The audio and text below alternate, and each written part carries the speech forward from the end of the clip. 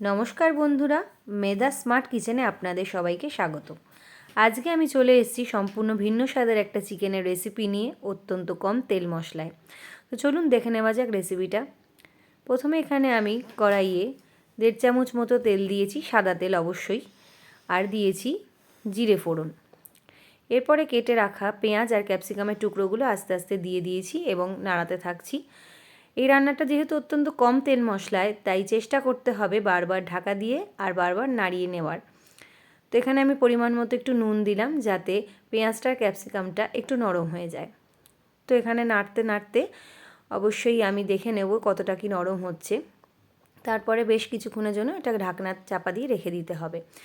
তারপরে 5-7 মিনিট পর এখানে ঢাকনাটা খুলে আমি দিয়ে দিচ্ছি আদা কুচি পরিমাণ মতো। আপনারা রসুন কুচিও দিতে পারেন, সেটা অপশনাল। আমি কোনো কিছুই বাড়তি করছি না। এটা অত্যন্ত কম সময়ে এবং হেলদি একটা রেসিপি আমি করার চেষ্টা করেছি। আশা করব আপনাদের রেসিপিটা খুব ভালো লাগবে। বাড়িতে অবশ্যই ট্রাই করে দেখতে পারেন। বাচ্চাদের তো ভালো লাগবে এবং বড়দেরও মুখে স্বাদ বদলানোর জন্য এই রেসিপিটা ট্রাই করতে পারেন।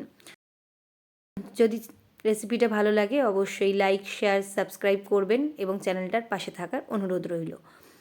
তো এরপরে আমি দিয়ে দিচ্ছি টমেটো কেচাপ। এটা অপশনাল, এটা আপনারা দিতেও পারেন, নাও দিতে পারেন। আর দিয়ে দিচ্ছি পরিমাণ মতো সয়া সস। এটাও একদমই অল্প, অত্যন্ত অল্পই সমস্ত মশলায় আমি রান্নাটা করবার চেষ্টা করেছি এবং আমার চ্যানেলে আপনারা আশা করছি এরপর অনেক রেসিপি পাবেন যেগুলো অত্যন্ত তেল কম এবং মশলা কম করে রান্না করার। তো এখানে বেশ কিছুক্ষণ ঢাকনা চাপা দিয়ে আমি রেখে দিয়েছিলাম। তারপরে ঢাকনা খুলে নাড়ানোর সাথে সাথে আমি এখানে কেটে রাখা কাঁচা আলুগুলো দিয়ে দিচ্ছি। আপনার আলুগুলো ভেজেও দিতে পারেন, যেহেতু আমি তেল যাতে না লাগে তার চেষ্টা করেছি, তাই আমি আলুগুলো ভাজিনি। তো আলুগুলোর সঙ্গে মশলাটা ভালো করে এখানে মিক্সড করে নেব। এরপর সেই একই প্রসেসে ঢাকনা চাপা দিয়ে রেখে দেবো এবং বারবার তুলে তুলে নাড়িয়ে নেব। তো আমি এখানে দিয়ে দিচ্ছি পরিমাণ মতো হলুদ গুঁড়ো, 2 চামচ জিরে গুঁড়ো, 2 চামচ ধনে গুঁড়ো ছোটো চামচের, আর দিয়ে দিচ্ছি কাশ্মীরি মির্চ।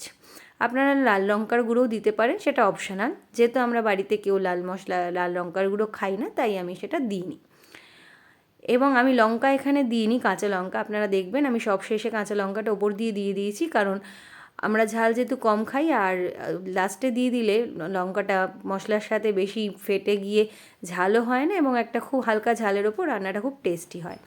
আমি এখানে দিয়ে দিয়েছি চিনি, ব্যালেন্স করার জন্য স্বাদটাকে এবং রঙটা যাতে খুব ভালো আসে তার জন্য। আপনারা দেখছেন আমি বারবার নাড়াচ্ছি, কারণ যেহেতু কম তেল তাই নিচে লেগে যাওয়ার একটা সম্ভাবনা থাকেই। তো আমি এটাও কিছুক্ষণ ঢাকনা চাপা দিয়ে কুক হতে দেব। তো এই পর্যায়ে আমি দিয়ে দিচ্ছি ম্যারিনেট করে রাখা চিকেনগুলো।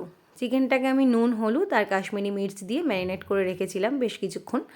তারপর এখানে চিকেনগুলো দিয়ে ভালো করে মশলাগুলোকে মিক্স করে নিচ্ছি। মিক্স করার পর আবারও ঢাকনা চাপা দিয়ে বেশ কিছুক্ষণ কুক হতে দিতে হবে এবং ঢাকনা খুলে খুলে 5-7 মিনিট পর পর একটু চিকেনটা নাড়িয়ে দিতে হবে।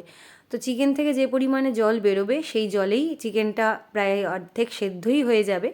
আপনারা এখানে পরিমাণ মতো জল ব্যবহার করতে পারেন। আমি অবশ্যই লাস্টে গরম জল দিয়েছি, আমাদের পরিমাণ মতো ঝোল যেরকম খাবে সেরকম মতো। তো দেখতেই পাচ্ছেন এখানে চিকেন থেকে বেশ জল বেরিয়েছে। তো এটাও বারবার ঢাকনা চাপা দিয়ে কুক করতে হবে। আর সবশেষে দিয়ে দেবো চাট মশলা, খুবই অল্প পরিমাণে, এবং গরম মশলা। একবার অবশ্যই রেসিপিটা বাড়িতে ট্রাই করে দেখবেন। অত্যন্ত কম তেল এবং হোয়াইট অয়েলে আর খুব হেলদি একটা রান্না। তো এরকম রান্না পেতে আমার চ্যানেলটাকে অবশ্যই সাবস্ক্রাইব করবেন এবং আরও নতুন নতুন রান্না আমি আশা করছি আপনাদের সামনে তুলে ধরার চেষ্টা করব, যাতে আপনাদের খুব কম তেলে এবং খুব কম সময়ের মধ্যে হেলদি একটা রেসিপি সবার জন্য খুব উপকারে আসবে। তো আমার চিকেন অলমোস্ট এখানে ডান।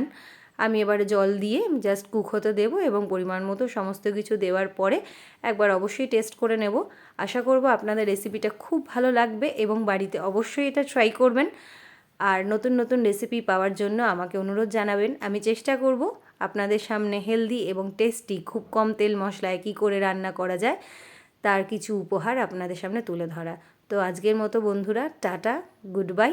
আবার দেখা হচ্ছে পরবর্তী কোনো রেসিপি নিয়ে নতুন একটা চ্যানেলে। ততক্ষণের জন্য সবাই ভালো থাকবেন, সুস্থ থাকবেন। ধন্যবাদ।